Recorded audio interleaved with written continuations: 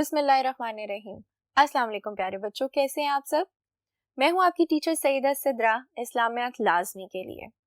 تو بچوں، ہمارا ٹاپک چل رہا ہے حضرت عمر فاروق رضی اللہ تعالیٰ عنہ۔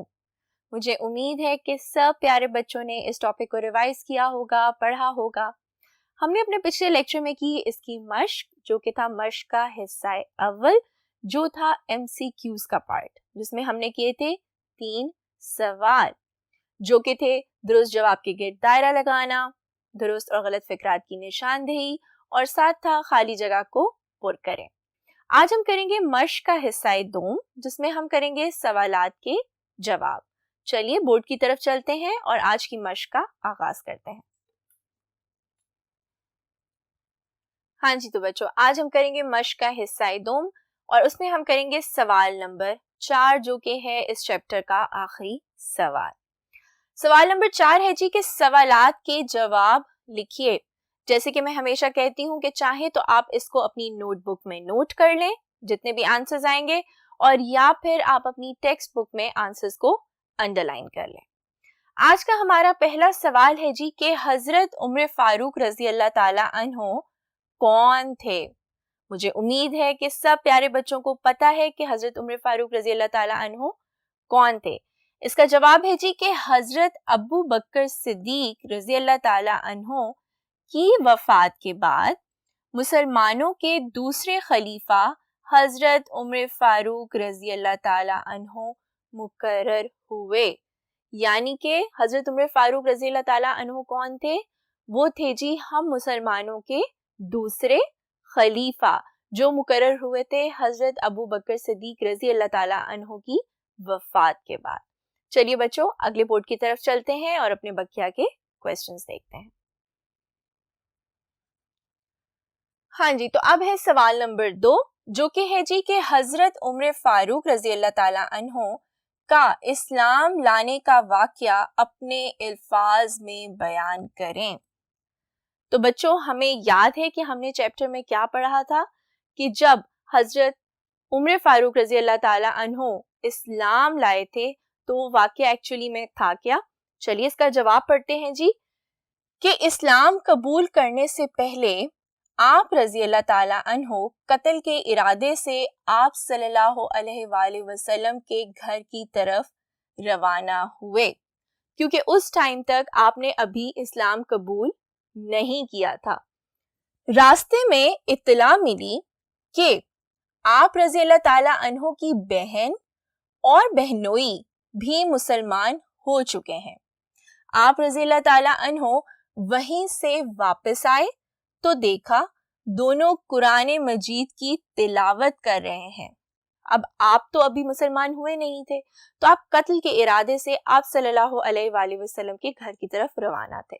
وہیں سے راستے میں سے آپ کو خبر ملی کہ آپ رضی اللہ تعالیٰ عنہ کی بہن اور بہنوئی نے بھی اسلام قبول کر لیا ہے۔ تو جیسے ہی آپ نے یہ سنا تو آپ نے قتل کا ارادہ چھوڑا اور واپس گھر کی طرف دوڑے۔ جب وہ گھر آئے تو انہوں نے دیکھا کہ ان کی بہن اور ان کا بہنوئی جو ہے وہ قرآن مجید کی تلاوت کر رہے ہیں۔ آپ رضی اللہ تعالیٰ عنہ کو دیکھتے ہی قرآن مجید چھپا دیا۔ اب جیسے ہی ان دونوں نے آپ رضی اللہ تعالیٰ عنہ کو دیکھا تو وہ ڈر گئے اور انہوں نے قرآن مجید چھپا دیا۔ آپ رضی اللہ تعالیٰ عنہ نے دونوں کو مارنا شروع کر دیا، اتنا مارا کہ وہ لہو لہان ہو گئے، یعنی آپ کو بہت غصہ آیا اور آپ نے کہا کہ میں تو قتل کے ارادے سے جا رہا ہوں کیونکہ ابھی آپ مسلمان نہیں ہوئے تھے۔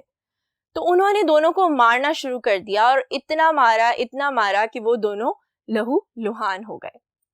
اس پر انہوں نے حضرت عمر رضی اللہ تعالیٰ عنہ سے کہا کہ ہم جان دے دیں گے، اسلام نہیں چھوڑیں گے۔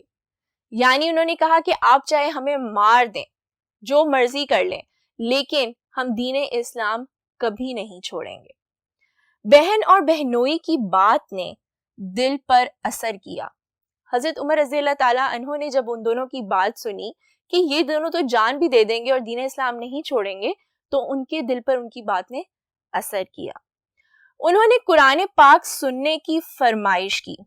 تب انہوں نے اپنی بہن اور بہنوئی سے کہا کہ تم لوگ مجھے قرآن مجید کی تلاوت کر کے سناؤ۔ جیسے ہی انہوں نے قرآن پاک کی تلاوت سنی اتنے متاثر ہوئے کہ فوراً آپ صلی اللہ علیہ وآلہ وسلم کی خدمت میں پیش ہو کر اسلام قبول کر لیا. یعنی قرآن مجید کی تلاوت نے ان کے دل پہ، ان کے دماغ پہ اتنا اثر کیا کہ وہ فوراً آپ صلی اللہ علیہ وآلہ وسلم کے حضور پیش ہوئے اور اسلام قبول کر لیا. اب دیکھتے ہیں جی اپنا سوال نمبر 3 جو کہ ہے حضرت عمر فاروق رضی اللہ تعالی عنہ کہ اسلام قبول کرنے سے مسلمانوں کو کیا فائدہ حاصل ہوا. تو بچوں آگے بڑھتے ہیں اور اس کا جواب جانتے ہیں کہ حضرت عمر فاروق رضی اللہ تعالی عنہ جب اسلام کے دائرے میں آئے تو مسلمانوں کو اس سے کیا فائدہ حاصل ہوا.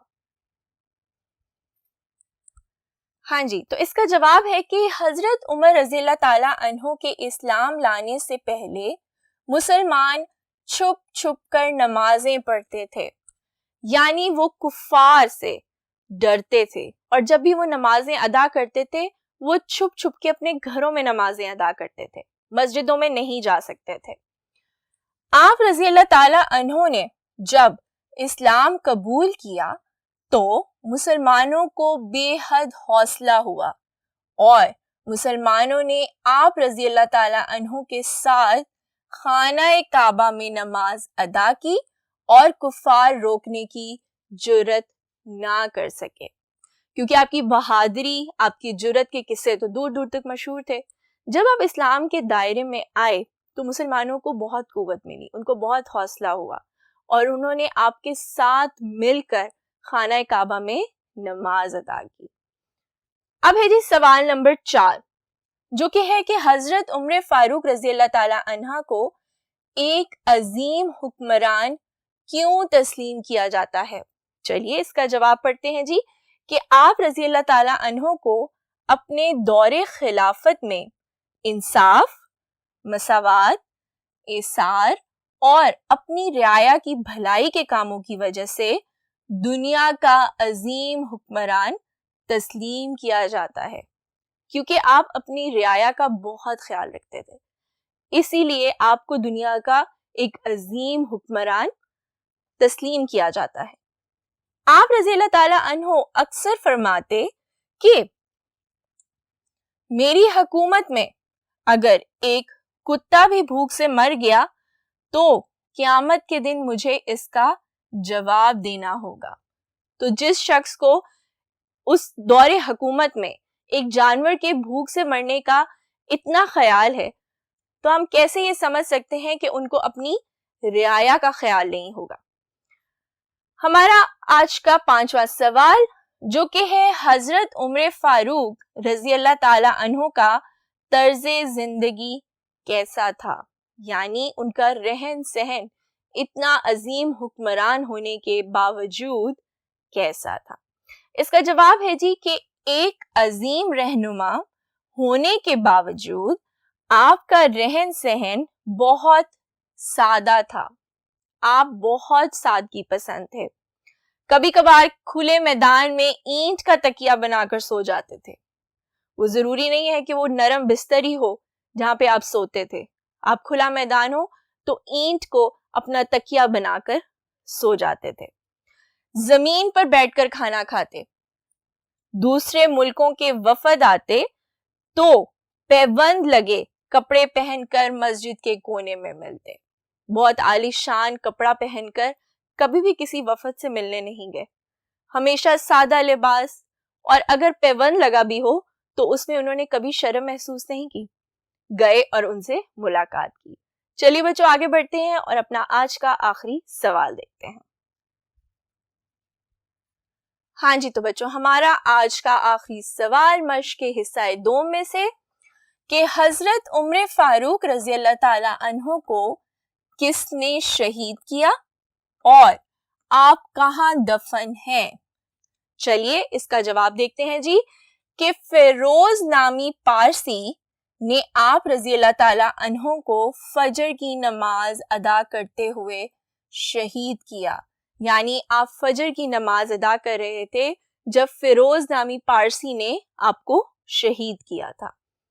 آپ رضی اللہ تعالیٰ عنہ حضرت ابو بکر صدیق رضی اللہ تعالیٰ عنہ کے ساتھ حضور صلی اللہ علیہ وآلہ وسلم کے پہلو میں دفن ہے۔